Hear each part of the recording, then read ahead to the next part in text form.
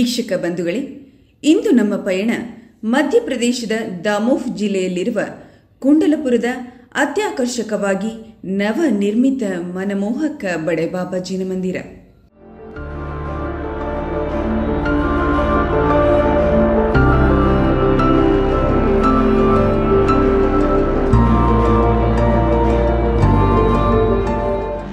ಇಲ್ಲಿನ ಸುಂದರ ಕೆತ್ತನೆಗಳು ನಮ್ಮನ್ನು ಮಂತ್ರಮುಗ್ಧರನ್ನಾಗಿಸಿದ್ದಲ್ಲದೆ ಪ್ರಾಚೀನ ಮೂರ್ತಿಯಾದ ಬಡೆಬಾಬಾ ಎಂದೇ ಕರೆಸಿಕೊಳ್ಳುವ ಭಗವಾನ್ ಋಷಭನಾಥರ ಮನೋಜ್ಞ ಮೂರ್ತಿ ನೋಡುವುದೇ ಒಂದು ಸೌಭಾಗ್ಯ. ಇದು ಜೈನರ ಪ್ರಮುಖ ಯಾತ್ರಾ ಸ್ಥಳವಾಗಿದ್ದು ಶ್ರೀಧರ ಕೇವಲಿ ಮೋಕ್ಷ ಸ್ಥಳವಾಗಿದೆ. ಇದು ಮೂಲತಃ 8ನೇ ಶತಮಾನದಲ್ಲಿ ಸ್ಥಾಪಿಸಲಾದ ಜಿನಾಲಯವಾಗಿದ್ದು ಬುಂಡೇಲ ದೊರೆ ಚಿತ್ರಸಾಲನ ನೆರವಿನಲ್ಲಿ ಇದರ ಪುನರ್ ನಿರ್ಮಾಣವನ್ನು ಭಟ್ಟಾರಕ ಸುರೇಂದ್ರ ಕೀರ್ತಿಗಳು ಇದನ್ನು ಶ್ರೀ ದಿಗಂಬರ ಜೈನ ಸಿದ್ಧಕ್ಷೇತ್ರವನ್ನಾಗಿಸಿದರು. ಇದರ ಮರು ನವೀಕರಣ 1999ರಲ್ಲಿ ನಾಗರ ಶೈಲಿ ಹಾಗೂ ರಾಜಸ್ಥಾನಿ ಶಿಲ್ಪಕಲೆಯಲ್ಲಿ ಆಧುನಿಕ ರೀತಿಯ ಹೊಸ ವಿನ್ಯಾಸವನ್ನು ಒಳಗೊಂಡು ಬೃಹತ್ ಪ್ರಮಾಣದಲ್ಲಿ ಚೋಟೆ ಬಾಬಾ ಎಂದು ಕರೆಯಲ್ಪಡುವ ಆಚಾರ್ಯ ವಿದ್ಯಾಸಾಗರ್ ರವರ ಮಾರ್ಗದರ್ಶನದಲ್ಲಿ 1997ರಲ್ಲಿ ಆರಂಭಗೊಂಡು 2006ರಲ್ಲಿ ಬಡೆಬಾಬಾ ಪ್ರತಿಮೆಯನ್ನು ಹೊಸದಾಗಿ ನಿರ್ಮಿಸಲಾದ ದೇವಾಲಯಕ್ಕೆ ವರ್ಗಾಯಿಸಲಾಯಿತು. ಈ ಸಂದರ್ಭದಲ್ಲಿ ಇತಿಹಾಸ ಸೃಷ್ಟಿಸುವಂತೆ ಜನಸ್ತೋಮ ನೆರೆದು ಯಶಸ್ವಿಯಾಗಿತ್ತು. ನಂತರ 2022ರಲ್ಲಿ ಭವ್ಯ ಪಂಚಕಲ್ಯಾಣ ವೈಭವವಾಗಿ ನಡೆದು ಕೋಟಿ ಕೋಟಿ ಜನ ಪಾಲ್ಗೊಂಡರು. ಈ ಶುಭ ಸಂದರ್ಭದಲ್ಲಿ 2007 ವಿಗ್ರಹಗಳನ್ನು ಸ್ಥಾಪಿಸಲಾಯಿತು.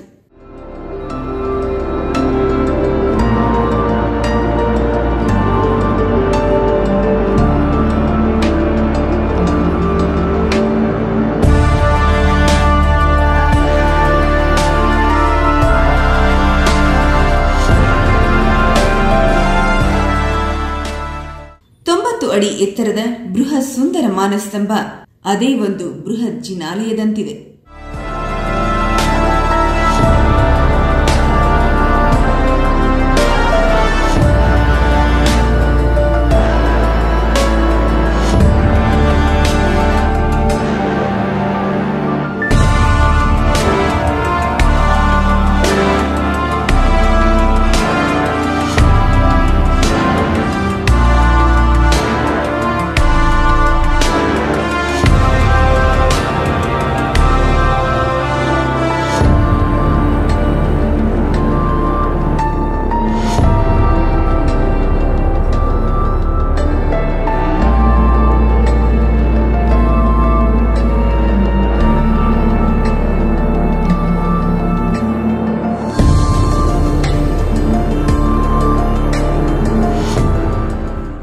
ಬಡೆಬಾಬಾ ಜಿನ ಮಂದಿರ ನಾಗರ ಶೈಲಿಯಲ್ಲಿ ವಿನ್ಯಾಸಗೊಳಿಸಲಾಗಿದ್ದು ಇದರ ವಾಸ್ತುಶಿಲ್ಪ ವೈಭವ ಮನೆ ಸೆಳೆಯುತ್ತದೆ.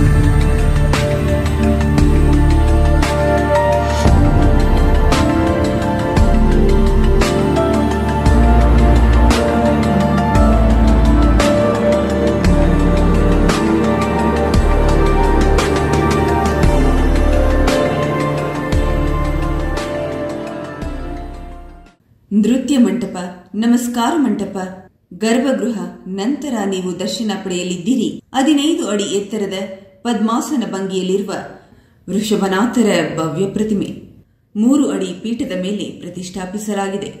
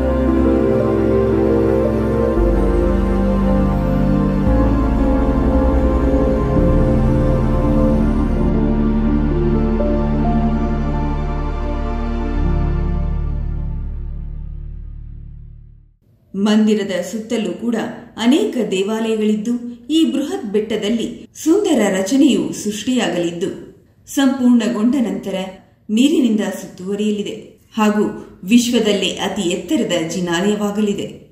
ಭಗವಂತನ ಕೃಪೆಯಿದ್ದಲ್ಲಿ ಆ ಮನೋಹರ ದೃಶ್ಯಾವಳಿಯನ್ನು ಕೂಡ ನಿಮ್ಮ ಮುಂದೆ ಪ್ರಸ್ತುತಪಡಿಸುವ ಭಾಗ್ಯ ಮುಂದೊಮ್ಮೆ ಒದಗಲಿ ಎಂದು ಆಶಿಸುತ್ತಾ ಈ ಕ್ಷೇತ್ರಕ್ಕೆ ಒಮ್ಮೆಯಾದರೂ ಭೇಟಿ ನೀಡಿ ಪುಣ್ಯ ಭಾಗ್ಯ ನಿಮ್ಮದಾಗಿಸಿ. ಅಂದಹಾಗೆ ಈ ಕ್ಷೇತ್ರಕ್ಕೆ ಹೋಗಲು ದಾಮೋಹ್ನಿಂದ 38 ಕಿಲೋಮೀಟರ್ ದೂರದಲ್ಲಿ ಈ ಕುಂಡಲಪುರ ಕ್ಷೇತ್ರವಿದ್ದು ಅಲ್ಲಿನಿಂದ ಉತ್ತಮ ಬಸ್ ಸೌಲಭ್ಯಗಳಿವೆ ಹಾಗೂ ಉಳಿದುಕೊಳ್ಳಲು ಧರ್ಮಶಾಲೆ ಕೂಡ ಇದೆ.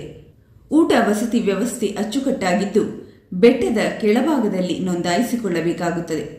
ಧರ್ಮ ಬಂಧುಗಳೇ, ಮುಂದಿನ ಕ್ಷೇತ್ರ ಪರಿಚಯದೊಂದಿಗೆ ಮತ್ತೆ ಭೇಟಿಯಾಗೋಣ.